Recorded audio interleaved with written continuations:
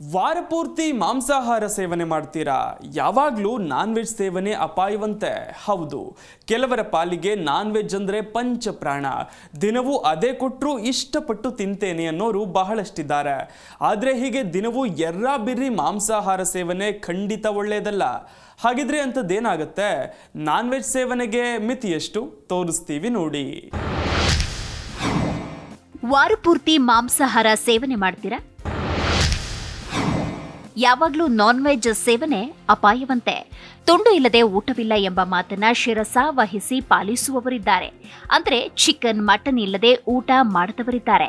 ಪ್ರತಿದಿನ ಕೊಟ್ಟರು ಹಿಂಜರಿಯದೆ ತಿಂತಾರೆ. ವಾಸ್ತವದಲ್ಲಿ ಮಾಂಸ ತುಂಬಾ ಇಷ್ಟಪಡುವವರಿದ್ದು, ಇದು ದೇಹವನ್ನ ಬಲಪಡಿಸುವುದು ಮಾತ್ರವಲ್ಲದೆ ಕಬ್ಬಿಣ, ಸತು, ಜೀವಸತ್ವಗಳು, ಅಗತ್ಯ ಕೊಬ್ಬಿನ ಆಮ್ಲಗಳಿಂದ ಸಮೃದ್ಧವಾಗಿದೆ ಮತ್ತು ಆರೋಗ್ಯಕ್ಕೆ ಅನೇಕ ರೀತಿಯಲ್ಲಿ ಪ್ರಯೋಜನ ನೀಡುತ್ತೆ ಎಂಬುದರಲ್ಲಿ ಸಂದೇಹವಿಲ್ಲ.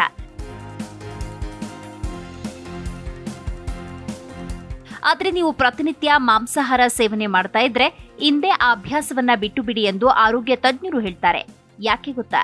ದಿನನಿತ್ಯ ಮಾಂಸಾಹಾರ ಸೇವನೆ ಮಾಡ್ತಾ ಇದ್ರೆ ನೀವು ಹೃದ್ರೋಗ, ಕ್ಯಾನ್ಸರ್, ಮಧುಮೇಹ, ನ್ಯೂಮೋನಿಯಾ, ರಕ್ತದ ಒತ್ತಡ, ಬೊಜ್ಜು, ಹೆಚ್ಚಿನ ಕೊಲೆಸ್ಟ್ರಾಲ್, ಜೀರ್ಣಕಾರಿ ಸಮಸ್ಯೆಗಳು, ಯೂರಿಕ್ ಆಮ್ಲದಂತಹ ಸಮಸ್ಯೆಗಳಿಂದ ಬಳಲಬಹುದು ಎಂದು ವೈದ್ಯಕೀಯ ತಜ್ಞರು ಎಚ್ಚರಿಸುತ್ತಾರೆ. ಹಾಗಾಗಿ ವಾರಕ್ಕೆ 3 ಬಾರಿಗಿಂತ ಹೆಚ್ಚು ಮಾಂಸ ತಿನ್ನೋದು ಆರೋಗ್ಯಕ್ಕೆ ತುಂಬಾನೇ ಹಾನಿಕಾರಕ.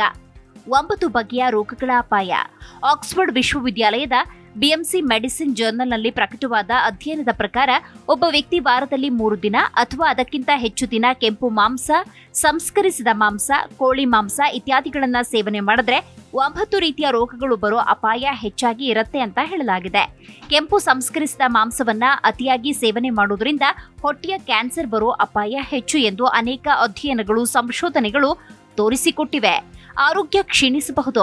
ಈ ಸಂಶೋಧನೆಯ ಜೊತೆಗೆ ವಿಶ್ವ ಆರೋಗ್ಯ ಸಂಸ್ಥೆ ಕೆಂಪು ಮಾಂಸ ಮತ್ತು ಸಂಸ್ಕರಿಸಿದ ಮಾಂಸವನ್ನ ತಿನ್ನುವುದು ಆರೋಗ್ಯಕ್ಕೆ ಗಂಭೀರ ಹಾನಿಯನ್ನ ಉಂಟು ಮಾಡುತ್ತೆ ಎಂದು ಅನೇಕ ಬಾರಿ ಹೇಳಿದೆ. ಈ ಅಧ್ಯಯನದಲ್ಲಿ ಬ್ರಿಟನ್ನ 4,75,000 ಮಧ್ಯವಯಸ್ಕರನ್ನ ಈ ಅಧ್ಯಯನದಲ್ಲಿ ಸೇರಿಸಿಕೊಳ್ಳಲಾಗಿದ್ದು, ಈ ಸಮಯದಲ್ಲಿ ಸಂಶೋಧಕರು, ಆ ಜನರ ಆಹಾರ, ವೈದ್ಯಕೀಯ ದಾಖಲೆಗಳು, ಆಸ್ಪತ್ರೆಗೆ ದಾಖಲಾದವರು ಮತ್ತು ಅವರ ಸಾವಿನ ಬಗ್ಗೆ ಅನೇಕ ಮಾಹಿತಿ ಕಲೆ ಹಾಕಲಾಗಿದೆ. ಈ ಅಧ್ಯಯನ ಸುಮಾರು 8 ವರ್ಷಗಳ ಕಾಲ ನಡೆದಿದ್ದು, ವಾರಕ್ಕೆ ಸರಾಸರಿ 3 ಅಥವಾ ಅದಕ್ಕಿಂತ ಹೆಚ್ಚು ದಿನ ಮಾಂಸವನ್ನ ಸೇವನೆ ಮಾಡುವವರು ಕಡಿಮೆ ಮಾಂಸ ಸೇವನೆ ಮಾಡುವವರಿಗೆ ಹೋಲಿಸಿದರೆ ಕೆಟ್ಟ ಆರೋಗ್ಯ ಪರಿಸ್ಥಿತಿಯನ್ನ ಹೊಂದಿದ್ದಾರೆ ಎಂದು ಅಧ್ಯಯನದ ಫಲಿತಾಂಶಗಳು ಬಹಿರಂಗಪಡಿಸಿದೆ.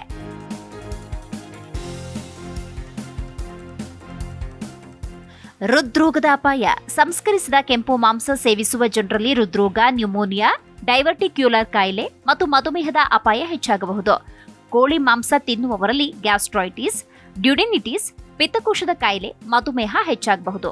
ಪ್ರತಿದಿನ 70 ಗ್ರಾಂ ಸಂಸ್ಕರಿಸಿದ ಕೆಂಪು ಮಾಂಸ ಮತ್ತು ಸಂಸ್ಕರಿಸಿದ ಮಾಂಸ ಸೇವಿಸುವವರಲ್ಲಿ ಹೃದ್ರೋಗದ ಅಪಾಯ 15% ಮತ್ತು ಮಧುಮೇಹದ ಅಪಾಯ 30% ಹೆಚ್ಚಾಗುತ್ತೆ. ಹಾಗಾಗಿ ಈ ಸಂಶೋಧನೆ ನಮ್ಮ ದೇಹಕ್ಕೆ ಅಗತ್ಯವಿರುವಷ್ಟು ಮಾಂಸವನ್ನ ಮಾತ್ರ ತಿನ್ನಬೇಕು ಅಂತ ಹೇಳುತ್ತೆ. Desk bureau, G Kannada news.